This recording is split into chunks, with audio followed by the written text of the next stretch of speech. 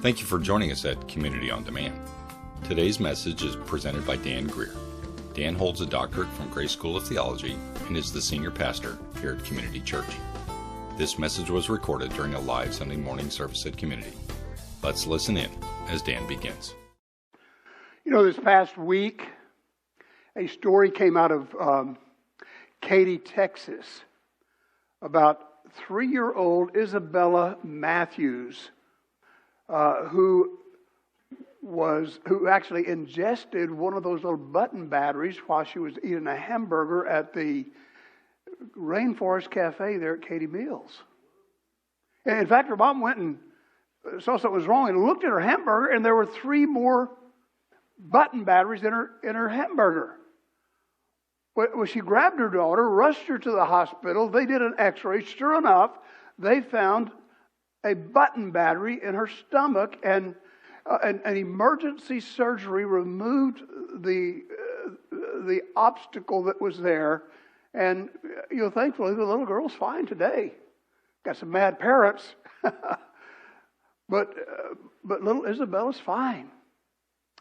Another story came out in December 2020 out of Lubbock, Texas, where 18-month-old Reese Hamsmith actually died because of a button battery that lodged in her esophagus that she had ingested. It began leaking. Now, at first, her parents thought, well, she's got a really bad cold or the croup or something, because she was coughing and wheezing and crying. And so they took her to the doctor, and the doctor thought the same and gave her a steroid shot and sent her home. And so later, during I don't know, that day or that a couple of days later, her parents discovered that there were some button batteries missing out of the remote control. And they rushed her back to the hospital, and sure enough, they found that button battery that had lodged in her esophagus. But by now, it had caused some incredible damage. They saw it, removed it, but it had started leaking and burned a hole through her esophagus. They tried to treat her there in Lubbock, and they just didn't have what they needed, so they rushed her here to Texas Children's Hospital downtown in Houston. And in early 2021, little Reese passed away. You know, each year, there are more than 3,500 cases of all sizes and types of button batteries that are reported to the Poison Control Center here in the United States. And children under 4 are at the greatest risk. Many coin-sized batteries can appear invisible to parents because they come already assembled in the device that they're in. So they don't know when they're missing. And apparently, when one of these little batteries gets inside your body, within 2 hours, the corrosion in our bodies causes it to begin to leak and cause damage that is basically irreparable. In August 16, 2022, President Biden signed into law Reese's Law, listen to this, citing over 54,000 ER cases of button battery ingestion incidents among little children. 54,000 leaking batteries causing damage and death. When I read these stories, and then I read the next parable that we're going to study today, it hit me that unforgiveness is a lot like ingesting a button battery. At first, it's almost undetectable. You don't really understand, you don't get it. But after a while, it begins leaking into one's soul, causing emotional damage and spiritual wounds. Let me read let me quote an article that one expert writes on this subject. it says, unforgiveness will produce bitterness. And bitterness can be directly traced to failure to forgive. It makes you caustic, sarcastic, condemning, and nasty. I'm quoting. Harassed by the memories of what you can't forget and forgive, your thoughts become malignant toward others. And your whole view of life becomes distorted. Now, the article goes on to say, it will imprison you in the past, it will produce bitterness, and it will give Satan an open door into your life. You might say, well, Dan, have you ever swallowed one of those spiritual button batteries yourself? Well, unfortunately, yes, absolutely. This week, excuse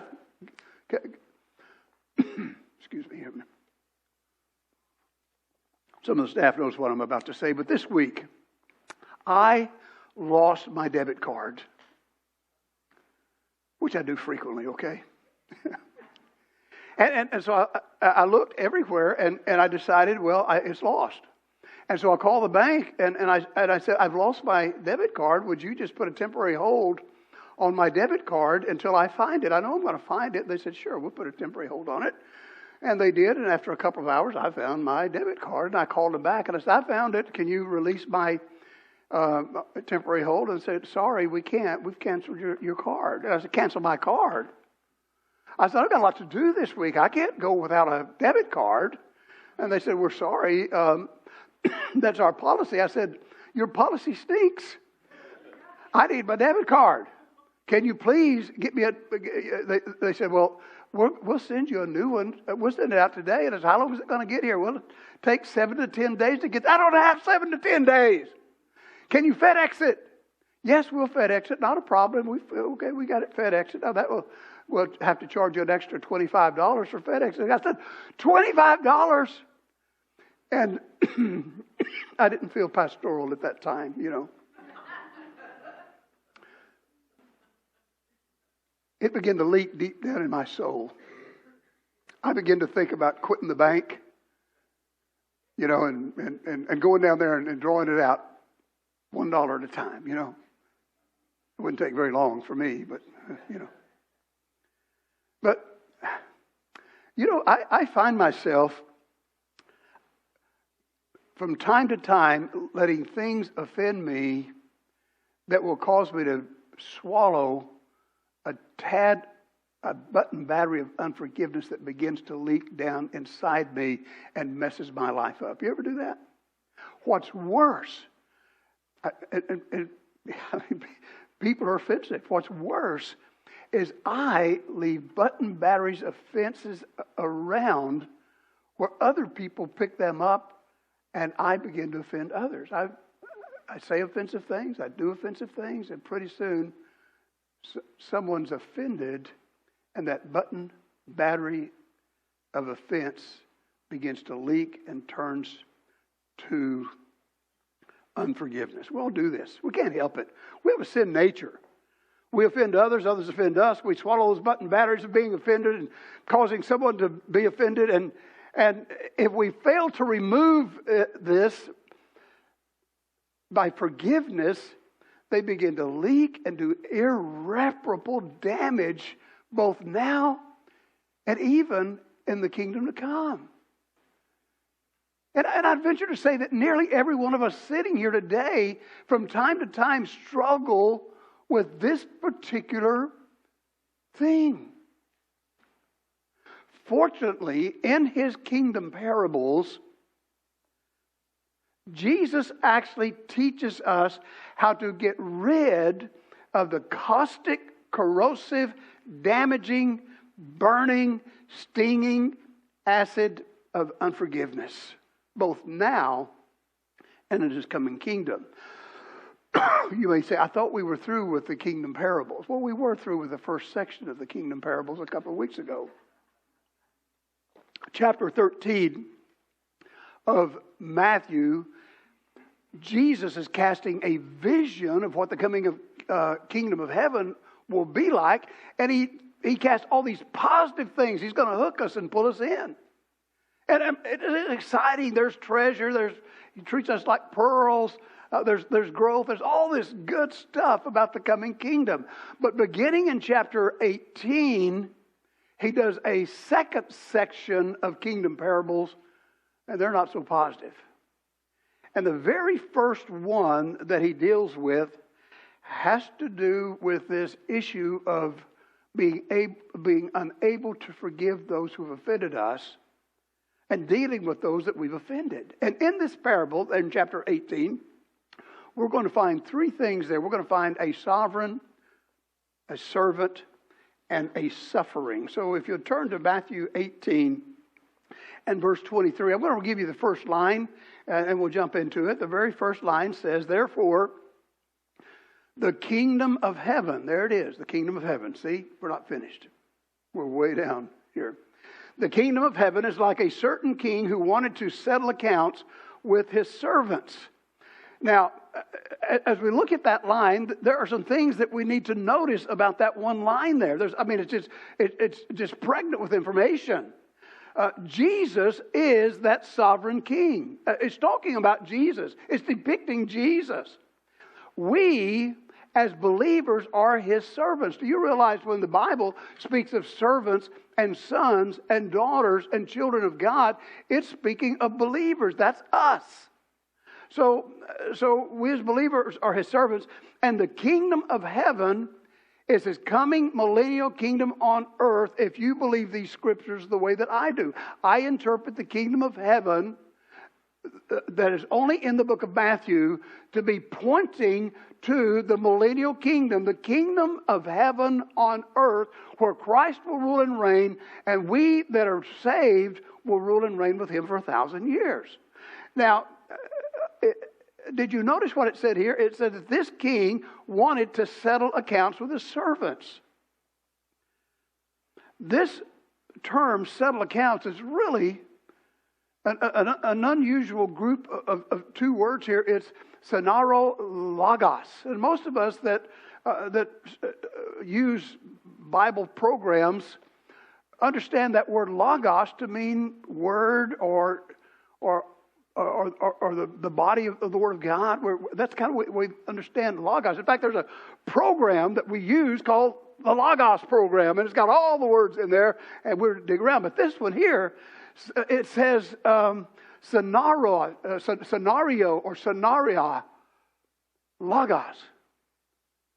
It might be better to say settlement statement or accounting statement.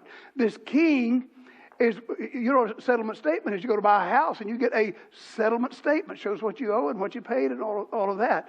And so here's this king wanting to settle accounts or settling statements or accounting statement with his servants. This word account, we find it often in the New Testament. Let me give you a couple of examples and then we'll go on. Just kind of get our bearings here. In Hebrews chapter 4 and verse 13 it says, and there is no creature hidden from his sight, but all things are naked and open to the eyes of him to whom we must give an account. There it is.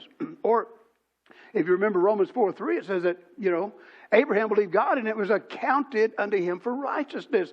So it appears, by looking at this, it appears that we as servants of the king have some sort of an account or a settlement statement in heaven that as we prepare for the rapture, and I hope you're prepared for the rapture, as we see the end of the age coming, and we're thinking about heavenly things, that there is some sort of an account in heaven that we are going to be coming before the Lord as we prepare to take up our places and our responsibilities and our roles in the kingdom of heaven to come.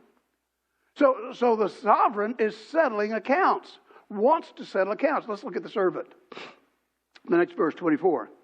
And when he had begun to settle accounts, one was brought to him who owed him 10,000 talents. Folks, this is an astronomical amount of money. I did a little research on it because I don't know how much talent it is. Do you know how much talent it is? I mean, just right off the,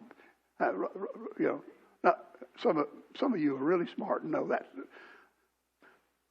According to one source, 10,000 talents could be equivalent to 3.8 billion with a B dollars.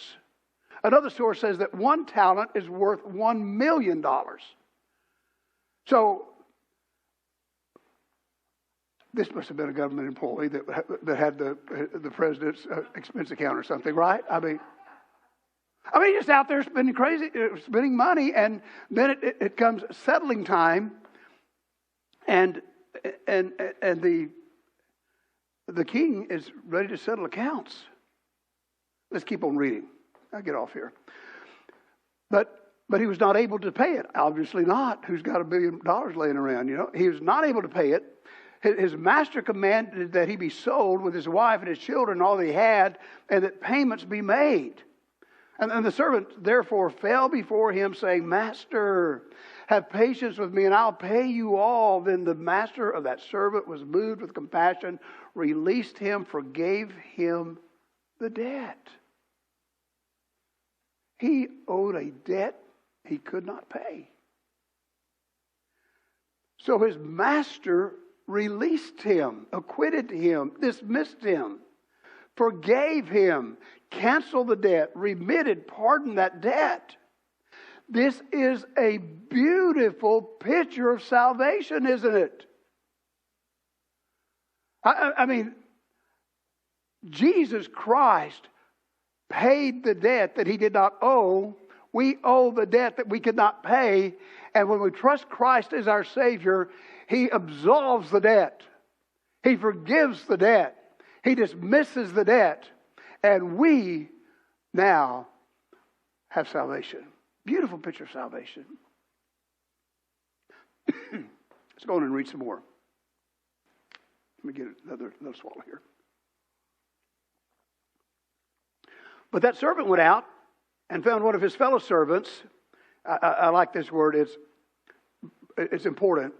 Syndulos means co-worker. It doesn't mean a worker under him. It means co-worker, one on the same level as him, who owed him 100 denarii.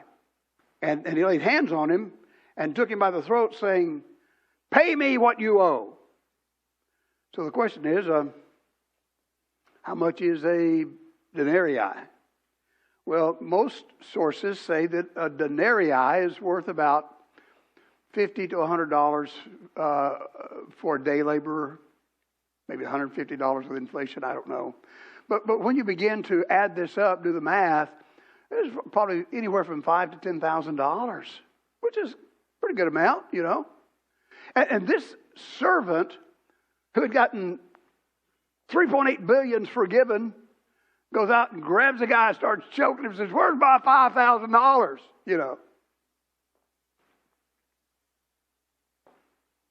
So let's keep reading. So his fellow servant fell down at his feet and begged him, saying, Have patience with me, and I'll pay you all. And he would not, but went and threw him in prison till he should pay the debt. Again, let me say this. Sons and servants depict believers in the kingdom parable. So here, one believer will not forgive another believer of a debt or an offense. He has swallowed the button battery of unforgiveness.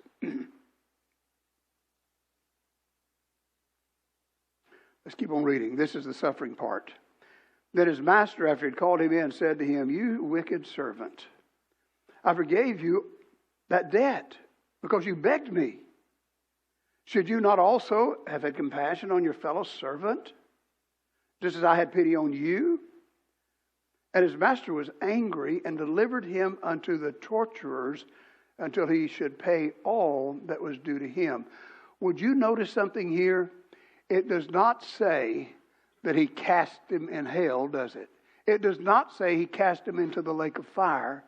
It said he delivered him to the torturers or the tormentors. which is quite different, something that you probably don't hear much today. But what he's showing us here is that the unforgiving servant of the king is going to be tormented, is going to have emotional suffering, spiritual torment or loss, not only now, but possibly in the coming kingdom of heaven, because of an unforgiving spirit now. Not cast into hell, but suffering emotional, spiritual torment and loss.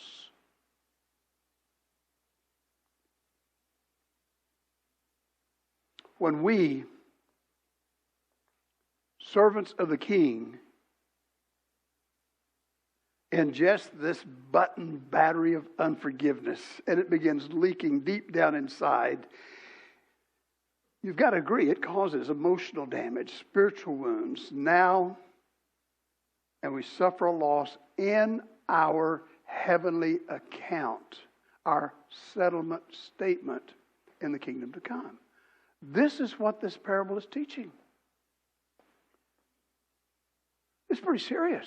See, a lot of people think, okay, what's going to happen is that we're going to die, we're going to go to heaven, we're going to get some wings, we're going to get a harp, we're going to get on clouds, we're going to float around, it's going to be happy, happy, happy. That's not it. What's going to happen is that Christ is going to come, and after a short period of time called the tribulation period, and the millennial kingdom is set up, we are going to begin ruling and reigning with him, and we have a settlement account. We shall all appear before the judgment seat of Christ, the beam of judgment, where our works will be examined, where some of us will have rewards, and some of us will suffer loss. And this one apparently is a huge loss. To have and carry around in this life an offense that someone did to us 15, 20 years ago and leak on the inside. So it's awfully quiet out there, because all of us know exactly what we're talking about here, because all of us have experienced this. Every one of us that's sitting here has. So the question isn't, so the question is how do we have emergency spiritual surgery to remove that button battery out of our being? How does this happen? Well, fortunately, this chapter 18, Jesus goes through and shows us these things in this very chapter. So let's go all the way back up to verse number 6. And as he begins this dialogue, he begins showing us some things that we don't even understand relate to this unforgiveness that so many of us struggle with.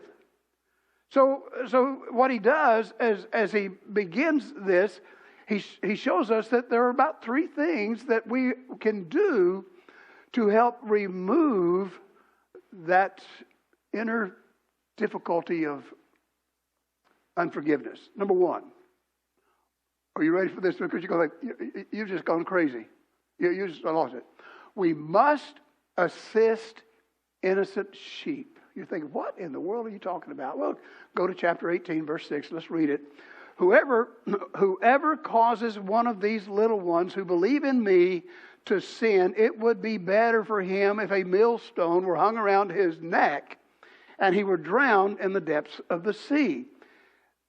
Jesus is beginning the dialogue here that he's going to end with a parable in a moment. And he's talking about little children like little sheep. Here's what he's trying to say. Our children are being targeted by evil people and evil influences in this world. And I've tried to be courageous enough to speak it from the pulpit here. And as I've tried to be courageous enough, I've offended people, and some have left the church. Because I believe that we have got to be able to be protective toward our children. And here's what he's saying in this verse is that our children are being targeted. And woe unto you people that are targeting our children. Evil people he's talking about.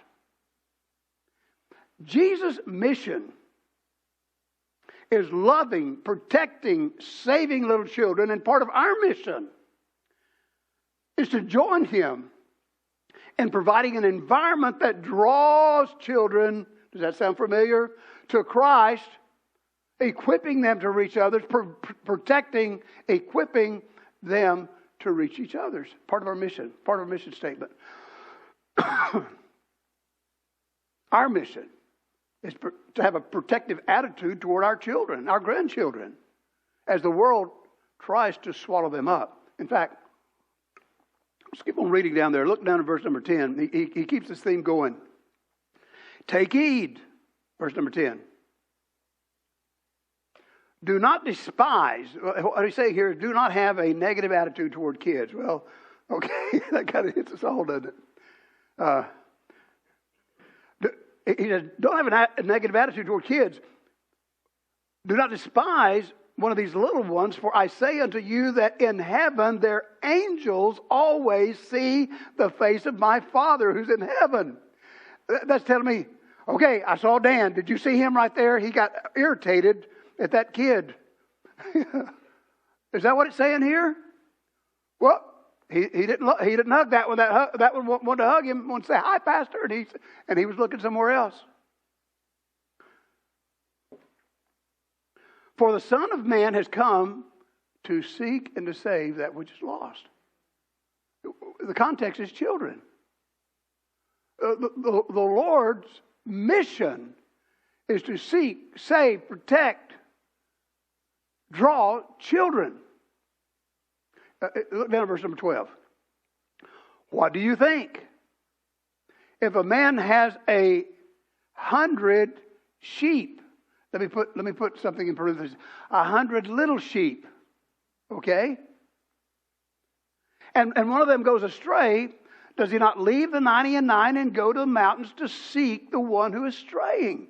Do you see the effort that he is showing us that we must have toward innocent little children who are being targeted and they don't know they're being targeted, and we're standing by and doing nothing while they're being targeted. Do you see what the context of this is here? You may be thinking, what does protecting, loving, assisting, and saving little children have to do with unforgiveness? How do you put the two together? Let me tell you, when we're out there loving, protecting, and drawing and trying to save little children and teaching them and spending all their time doing that, and someone bumps up against us and tries to offend us, our attitude is, that doesn't bother me. I've got something great that I'm doing right now, and I can't be bothered by a silly little offense, a silly little button battery, because my focus is with what Christ is doing here. So we must assist little sheep. And I'm going to tell you something. As we focus our attention on our children and on our teenagers, as we've been talking about for months now, a lot of stuff that people do just doesn't bother you anymore. It's like water running off of the duck's back. It just doesn't bother you. Number two, we must address intentional sinners.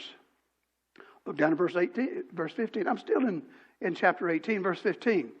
Moreover, if your brother sins against you, go and tell him his fault between you and him alone.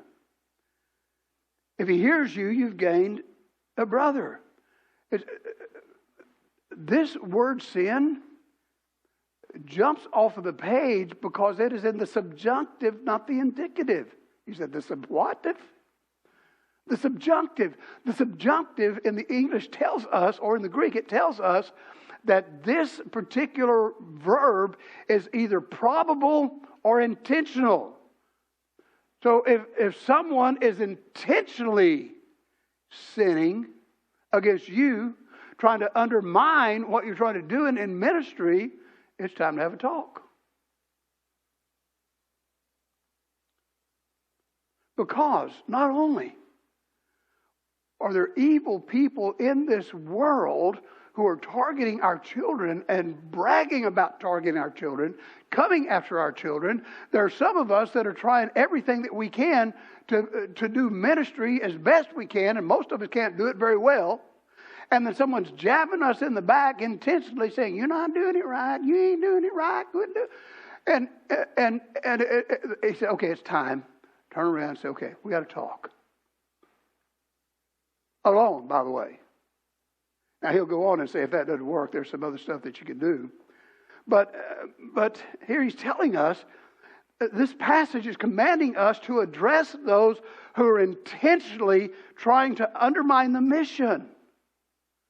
Intentionally trying to stop the forward movement of the mission. In fact, Paul addresses this over when he's given instructions to Titus. He says in Titus chapter 3 and verse 10, he says, "Reject a divisive man or woman," by the way, "after the first or second admonition, knowing that such a person is," I love this word, "warped or sinning, being self-condemned." Again, not only are there evil people in this world, in our culture, who intentionally try to target our children in all kinds of ways, there are people in the Christian community who are targeting other Christians that are trying to do the work, to do the ministry. It's necessary to address and resolve those issues. And number 3, so we must assist innocent sheep. We must address intentional sinning and sinners alone first, to work it out. And then we must acquit immature saints. Get down to the end of it here at verse 21, chapter 18. Then Peter came to him and said, "Lord, how often shall my brother sin against me and I forgive him? Up to 7 times? And Jesus said to him, I do not say to you 7 times, but up to 490 times, 7 times, 70 times. See the word sin again there? It's not in the subjunctive there, it's in the indicative. You say, what is the indicative? It means it's real. It's really happening. But it's not in subjunctive. It is not intentional. It's real, but it's unintentional.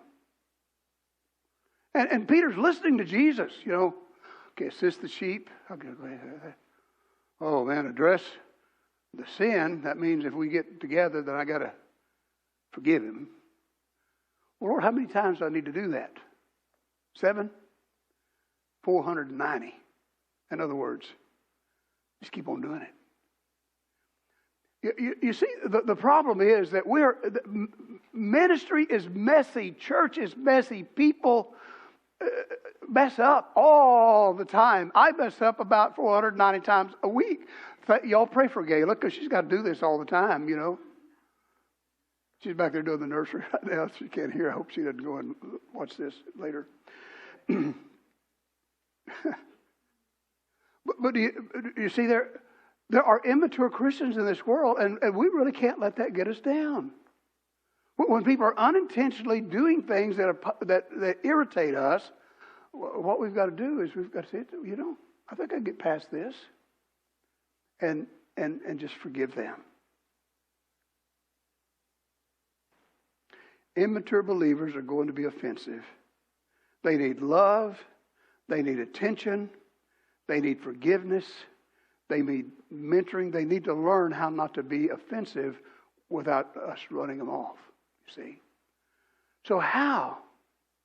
When we swallow this bitterness of unforgiveness that's ruining our lives, how do we spiritually, surgically remove it?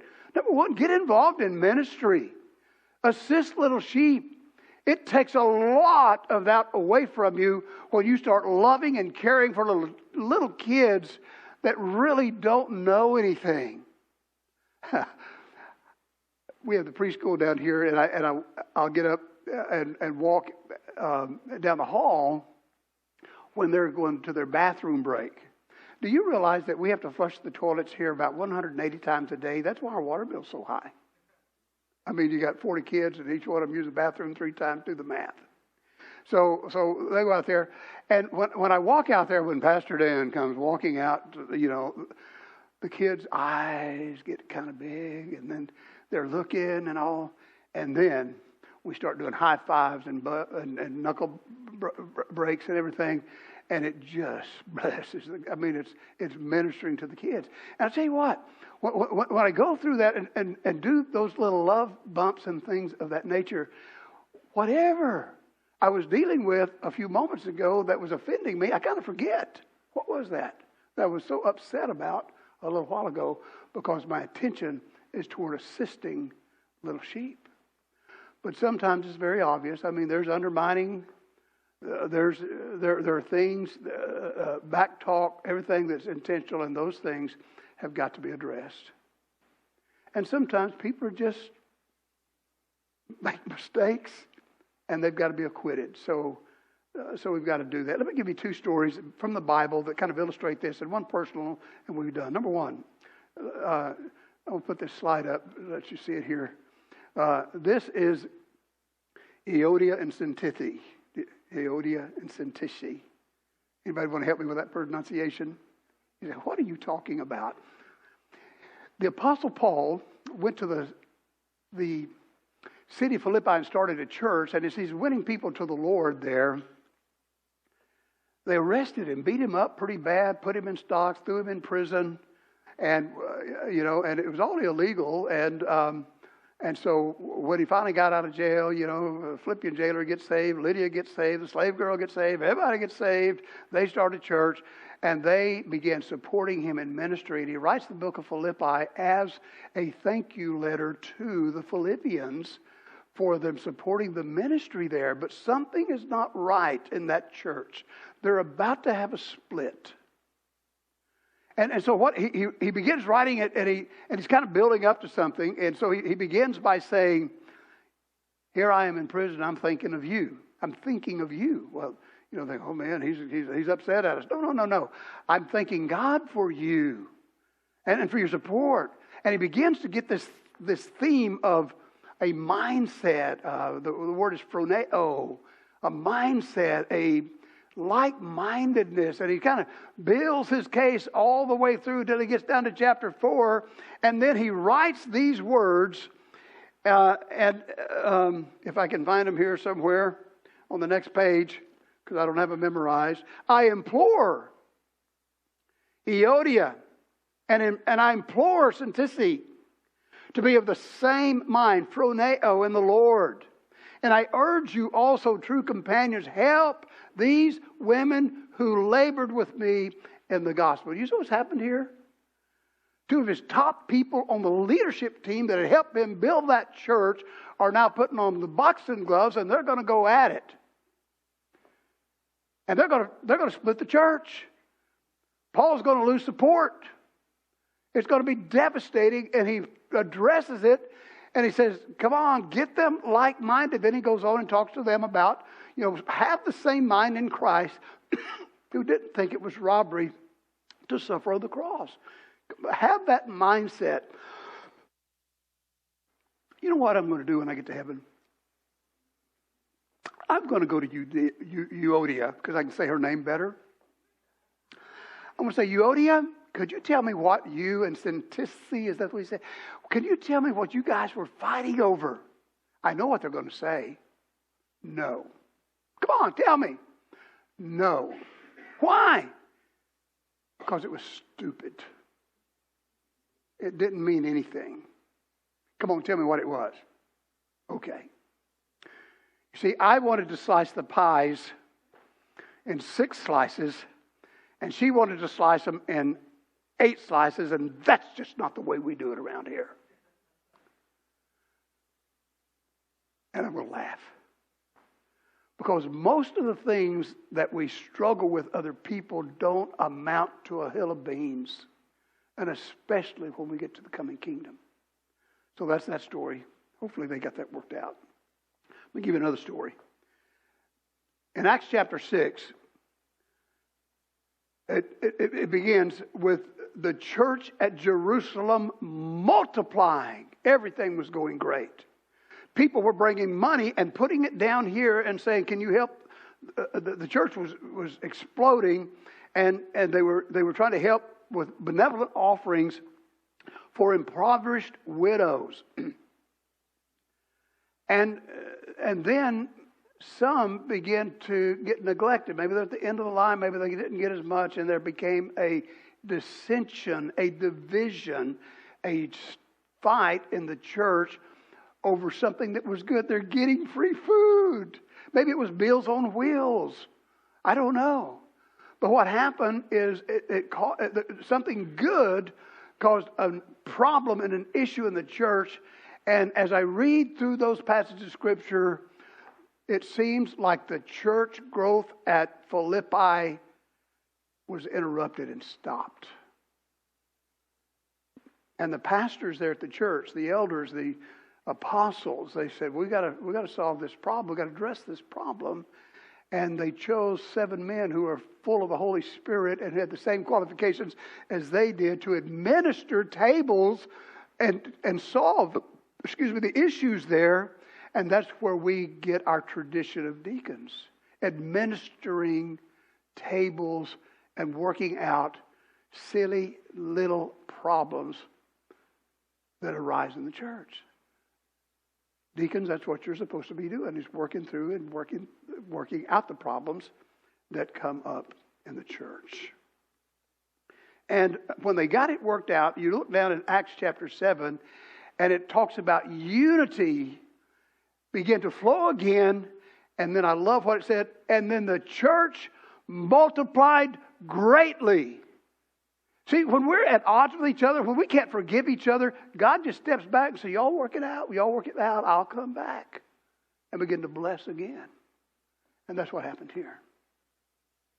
Let me close with one personal illustration to try and show you how this works. So Gayla and I have been in ministry since 1970. You do the math, it's about 53 years. We started in college working with children, doing junior church and little 5th and 6th grade boys. And I guess we've worked in about every department. She's back there working in the nursery right now. I did get out of the nursery duty, okay?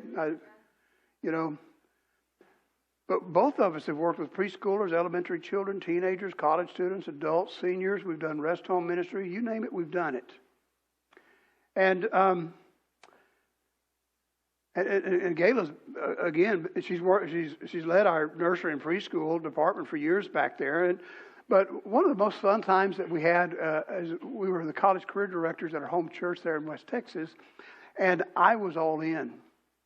Man, I recruited me some workers. I gave them some tasks, and we divided them all up, and we did activities, and we took them on trips, and we talked with them about future focus and assessments, and we were getting them ready for college. And we do all this in a town that basically wasn't a college town, a community college there. And I'm telling you, our college class began to grow. We started a praise team. In fact, tonight, Tim Hale will be here. He was at one time in my college class. He was our praise team leader. Since then, he's been the worship leader for churches, running over 1,000. He's been on television. He's got a lot of stuff he's going to show you tonight. Don't miss it. If you weren't planning to come, sign up. There's tickets. We got 5 or 6 more seats for you. So it's going to be great tonight. But Tim was one of those guys. Stan, our chairman of the deacons, he was one of those college guys. And I'm telling you, we've got college students all over the country now. They're in ministry or deacons or whatever, And man, I'm all in. We're going to do college students, college career students. We're going to make it work. And one day, one of my leading female students didn't show up. I think she was on the praise team, didn't show up. And I thought, well, that's odd. Maybe she's sick or something. And we went to the worship service, and there she was in the worship service. I thought, that's strange. Didn't come to class, came to worship service. The next week, the same thing happened with another female student. I thought, that's really strange. There's a conspiracy going on around here. Female students not wanting to go to, I'm thinking, okay, what's going on? Well, we had just hired a new little associate pastor, young associate pastor. He had his wife by the name of Beverly, and she became our nursery superintendent. She's over the nursery, and her job was to take care of those little sheep back there. And so, and one of her jobs was to recruit qualified nursery workers, and she was recruiting my female students that I was trying to train in my class. What dare her do something like that? I need the number. I mean, I'm on mission. So I just marched in her office one day and I said, Beverly, I hear you're recruiting the girls in my college class to work in the nursery. She said, yeah, I am. And I said, well, I really don't want you to do that. In fact, recruit them for Sunday night or during the worship service, or not during the class. I need them during the class. I'm teaching them. And I left her office. Now that was, maybe I'd swallowed something. I don't know. Maybe one of those buttons or something. And my mentor, who was also on staff there, came and said, "Can we talk a minute?" And I said, "Sure, we can talk." He said, "Did you go get on to Beverly about recruiting the girls out of your class?" And I said, "Well, yeah." I said, I told her that I'd rather, I softened it. Did you see it? I told her that I'd rather that she would try to do it during the worship service, and if she could help it at all, not do it in the class. Well, he could read right through me. And he said, "Danny, we are on the same team. We're not in competition with each other. You go and apologize to her." What? All right, I did it. And today, Beverly is one of my wife's closest friends and still in ministry today. Do you see the dynamic, guys? What we do is we get so focused on the silly little things in this world, and we offend others and others offend us, and we get all worked up about it, and we get a forgiving spirit, and the acid begins to leak, and our lives get messed up, and pretty soon we're quit. We just can't do it anymore. We're done. Because of our own self-centered emotions. So, I think that this parable is teaching us that there's a sovereign, there's servants, there's suffering when we have an unforgiving spirit, both now and in eternity.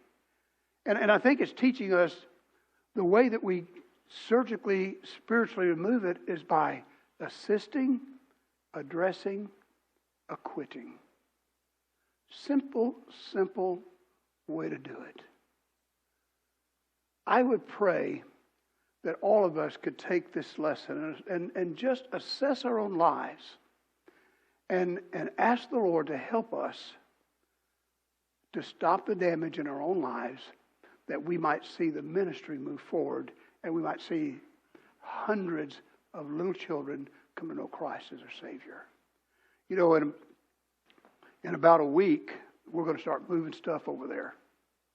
In about a week. In less than a month, we're actually going to have an open house over there.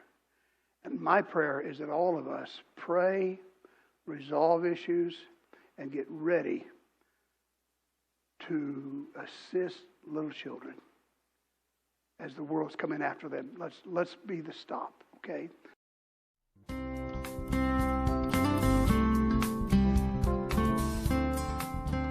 On behalf of Pastor Dan and the folks at Community, thank you for joining us today at Community on Demand. Feel free to share this link with others, and please know you are always welcome to be our guest during a live service any Sunday morning at our campus in the Woodlands, Texas. For more information, just click on the link, www.cbcwoodlands.org. I hope you will again join us at Community on Demand.